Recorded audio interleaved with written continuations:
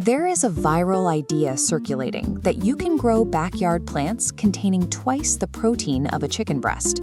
It sounds incredible, but the math relies entirely on a trick of hydration. Fresh chicken has 31 grams of protein per 100 grams, while fresh moringa carries 9. To reach 27 grams, you must dehydrate a towering pile of fresh foliage down into a single scoop.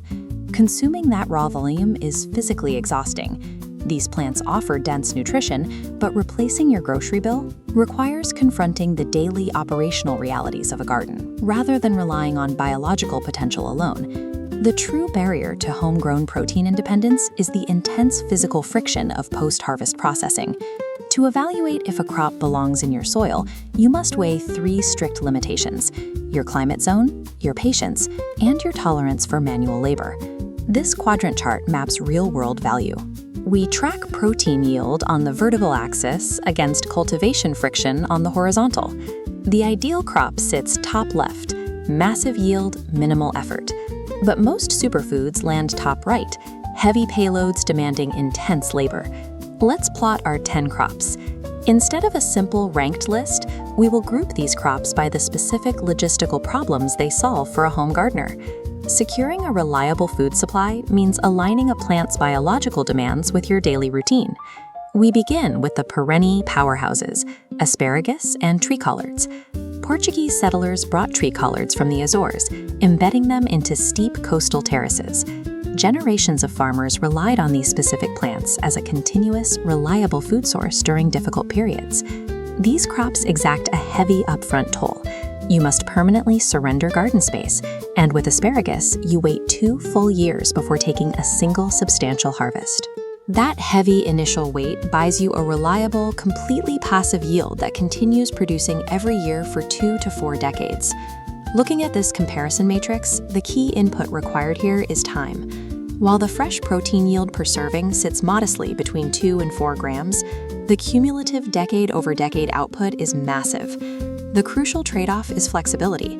Once these extensive root systems are established, you lose the ability to rotate your crops or redesign your garden layout.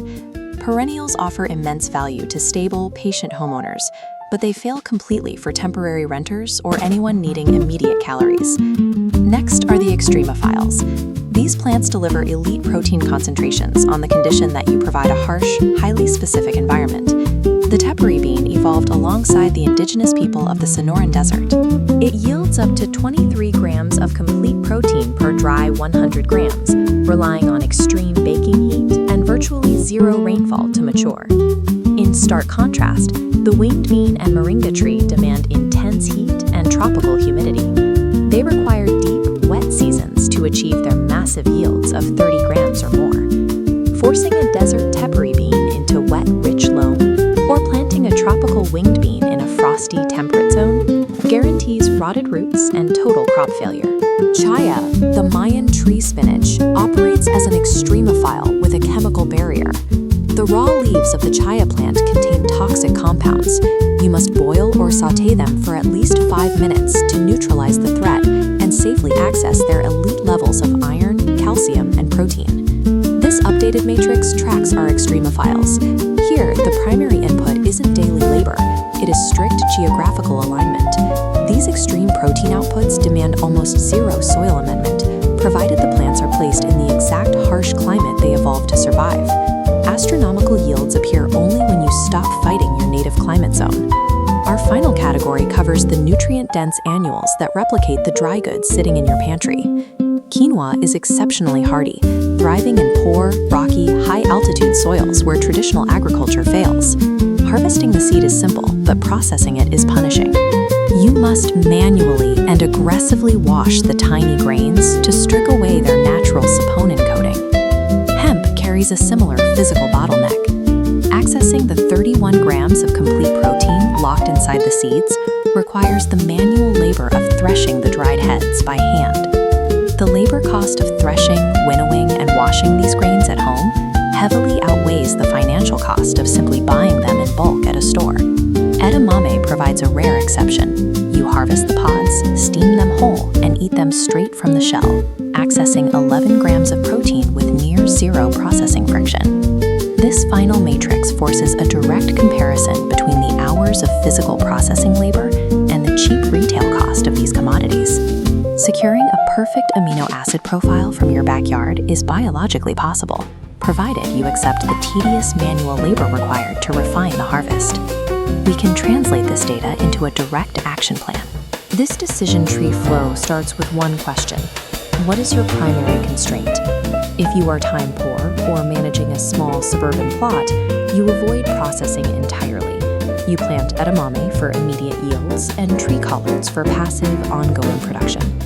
If your garden faces extreme weather, you match the hazard. Drought points you to Depari beans, while heavy, sweltering humidity routes you to the winged bean and moringa. If your priority is deep self-reliance and soil health, you accept the manual labor and plant lentils and hemp. You trade your labor for secondary agricultural benefits.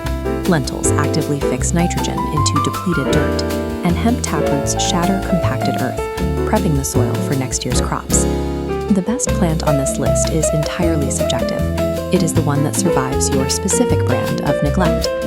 True food autonomy is a systems design problem. Your success relies on workflow and environment, rather than the magic of a single seed. Preserving these ancient genetics outside of industrial agriculture falls to individuals willing to cultivate them. Replacing the grocery store requires ruthlessly matching the biological advantages of a crop to the environmental realities of your backyard.